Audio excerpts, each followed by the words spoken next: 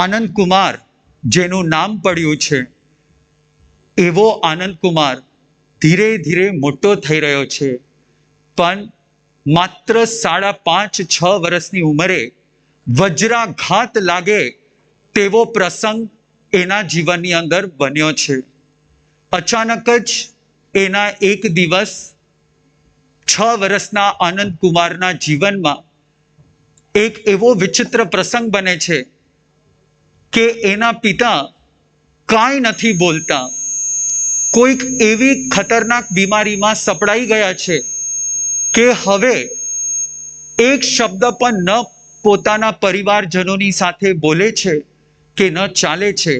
હૃદય ધબકારા મારી રહ્યું છે, એમને વેદનાઓ પણ થઈ રહી છે અને વેદનાની અંદર ક્યારેક રડી પણ જાય છે, પણ જ્યારે એને કંઈ પ્રશ્ન પૂછવામાં આવે તો બિલકુલ પણ જવાબ નથી આપી શકતા.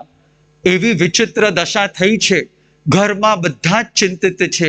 પોતાનો યુવાન જોધ દીકરો માણેકચંદ એને બીમાર જોઈને એના પિતાજી રિસાઈ ગયા છે, પરમાત્માથી રિસાઈ ગયા છે કે પરમાત્મા આ ઉંમરે મને આવું દુઃખ તું જોવડાવે છે.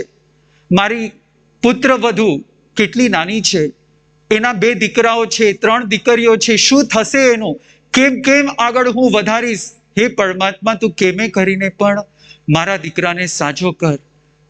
ખૂબ મહેનત કરી રહ્યા છે અને આ દૃશ્યને આપણે તાદૃશ્ય નિહાળશું.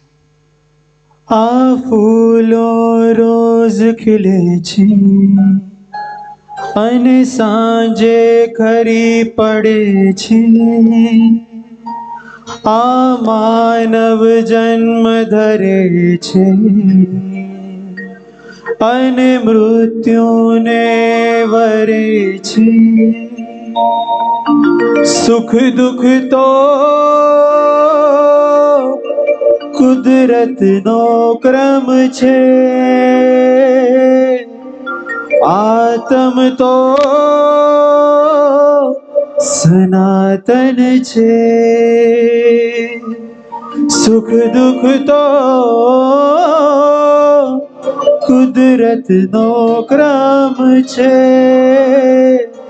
આત્મ તો સનાતન છે.